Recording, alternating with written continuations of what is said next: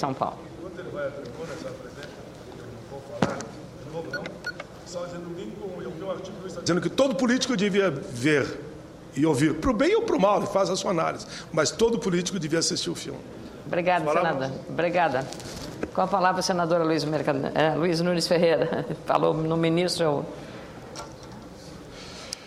Senhora presidente, senhores senadores, ontem falamos, Vossa Excelência e eu aludimos à proximidade do Carnaval, que já vai ficando distante. O Carnaval produziu, além da alegria das festas, das belas escolas de samba, das festas populares, produziu uma excelente notícia para um país cansado de más notícias e cansado também dos ouropéis, do oba-oba e do vale-tudo que são reinantes. Eu me refiro ao resultado prático da aplicação da nova versão da Lei Seca durante os festejos de Carnaval.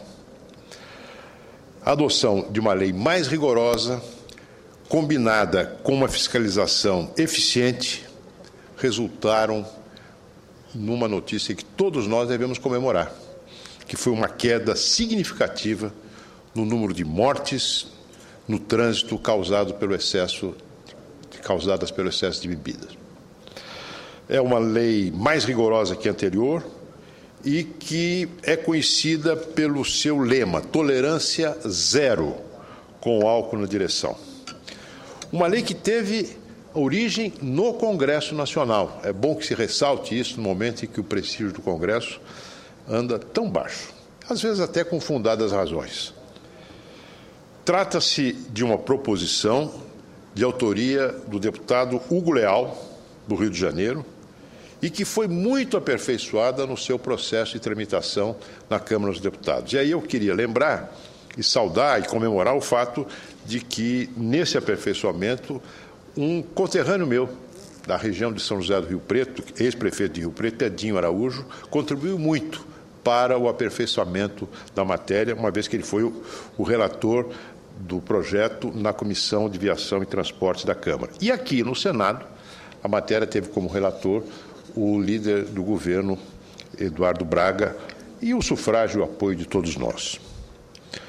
Isso é um sinal evidente, senhora presidente, que o Congresso Nacional, quando tem autonomia, quando exerce efetivamente as suas prerrogativas, quando não se submete apenas às iniciativas do Poder Executivo, quando não anda a reboque, o Congresso pode fazer coisas muito boas, como esta, em proveito do país. É o Parlamento usando das suas prerrogativas constitucionais de legislar bem, legislar a favor do país, não abrir mão dessas prerrogativas, como infelizmente tem acontecido nos últimos anos, quando o Congresso simplesmente é o caudatário das iniciativas do Poder Executivo que chegam a essa casa sob forma de medida provisória. Mais ainda, quando o Congresso abre mão de uma prerrogativa sua, que é dar a última palavra na tramitação dos projetos de lei e projetos de lei complementar, ao deliberar sobre o veto. A discussão sobre o poder do Congresso na conclusão do processo legislativo, o poder do Congresso vis-à-vis do poder do chefe do Poder Executivo, é uma discussão histórica, uma discussão que remonta ao tempo da origem dos sistemas constitucionais do Ocidente, da Revolução Francesa, nos Estados Unidos, aqui mesmo no Brasil. O Executivo pode vetar ou não pode vetar? Qual é esse veto é absoluto ou pode ser revisto pelo Congresso? Essa é uma questão constitucional da mais alta importância. Infelizmente, o Congresso foi abrindo mão, ao longo dos anos, de dizer a última palavra, como a Constituição lhe assegura, prerrogativa que a Constituição lhe assegura, na conclusão do processo legislativo. O fato, senhora presidente, é que essa nova lei seca foi aprovada no final do ano passado pelo Congresso e não deixou brecha para que a negligência, a imprudência, a a irresponsabilidade criminosa daqueles que dirigem embriagados perdure. O resultado é evidente. Ontem,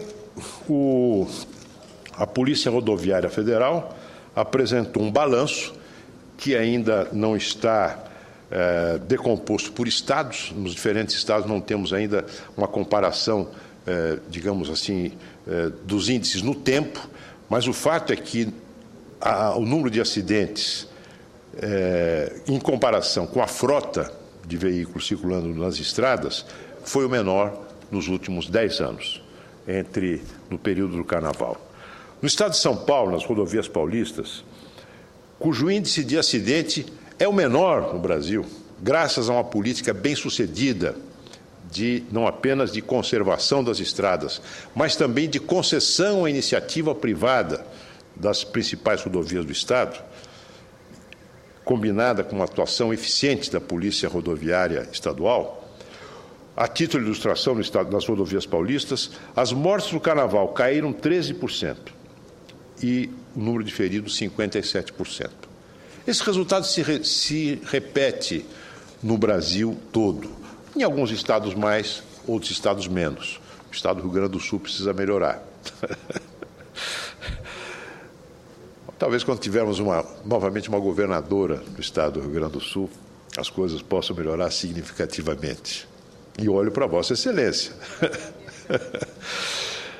O fato, senhora presidente, é que com a nova lei, os níveis de álcool tolerados tornaram-se muito menores, as multas mais salgadas e os meios de comprovação, os meios de prova mais abrangentes. Antigamente, na lei anterior, apenas o bafômetro. Quem se recusasse a soprar no bafômetro podia estar isento das penalidades da lei.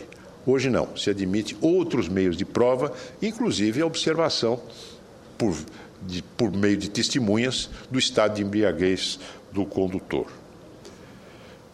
A lei, os números mostram, senhora presidente, passou no teste do bafômetro. É uma lei mais rígida, fator necessário, mas é preciso melhorar muito. Melhorar na qualidade das nossas estradas.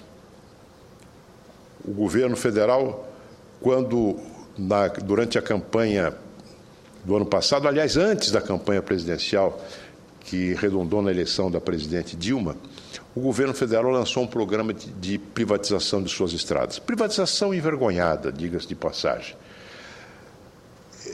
para contrapô-lo ao chamado modelo tucano, ao modelo paulista.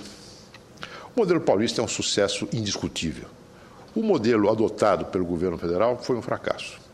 A tal ponto que hoje se discute, está em vias de ser concluído, um novo modelo em substituição ao anterior que não funcionou.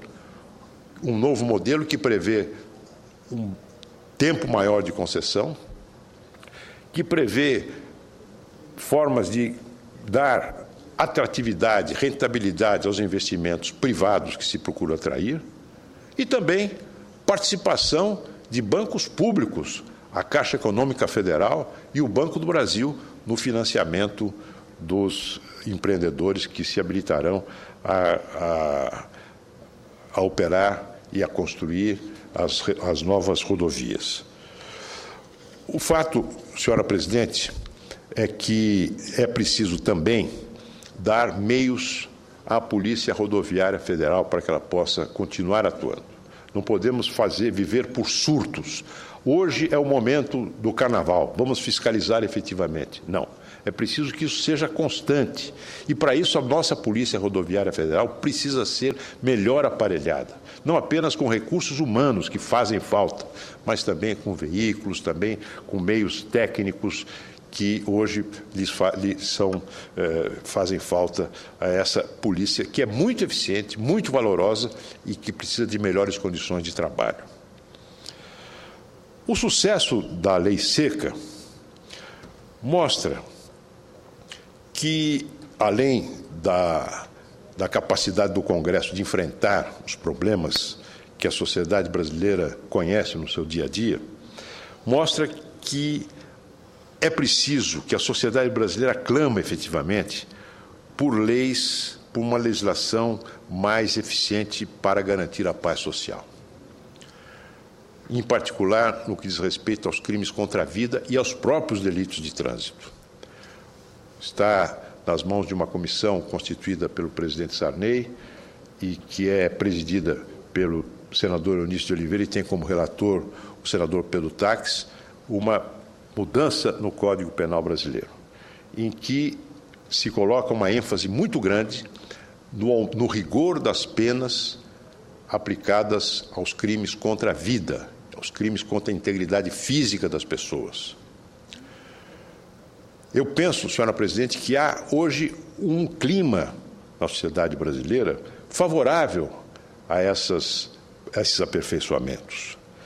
Um dos argumentos mais utilizados contra qualquer mudança importante nas instituições, o argumento conservador, eu diria até reacionário, é de que é preciso que mude primeiro a cultura do povo para que depois mudem as leis das instituições. Aliás, Machado de Assis trata desse assunto com maestria, a maestria de sempre, num conto chamado A Teoria do Medalhão.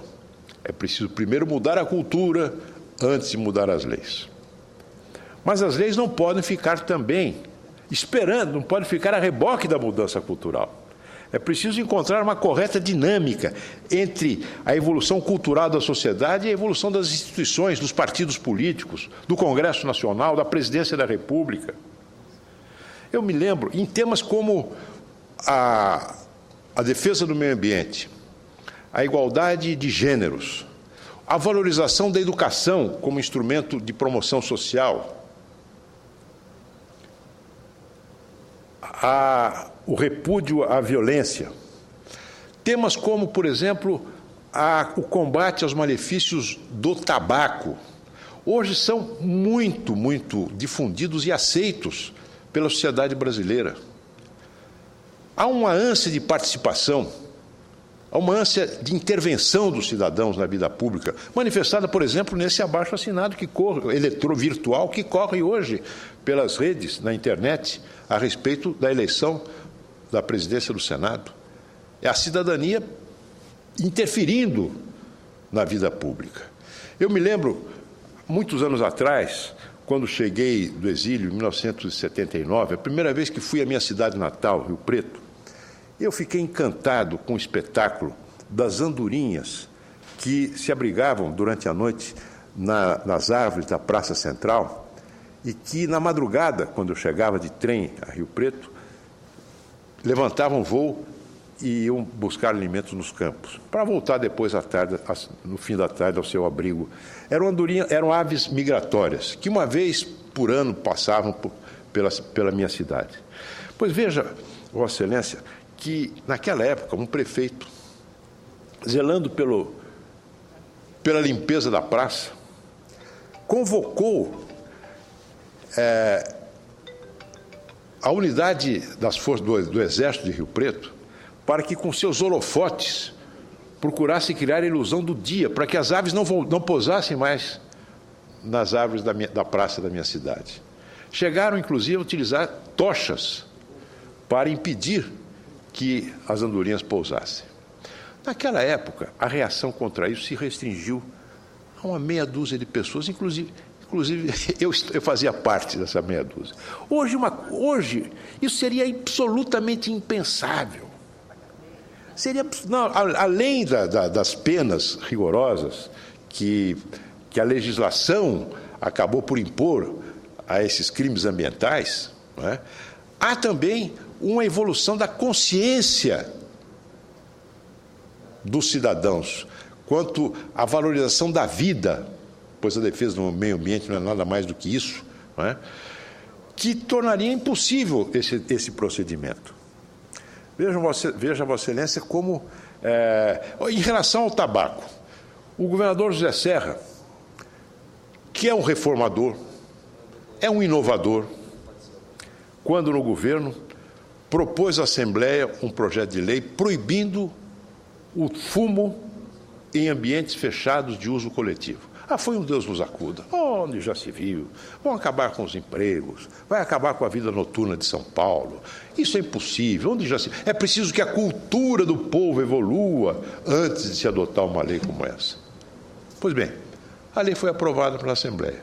Montou-se um sistema de fiscalização eficiente, que foi absolutamente, digamos, ao encontro de uma consciência que já havia na população do meu Estado, como existe na população, no conjunto do povo brasileiro, de que o tabaco faz mal e que ninguém pode buscar o seu próprio prazer em detrimento da saúde do outro.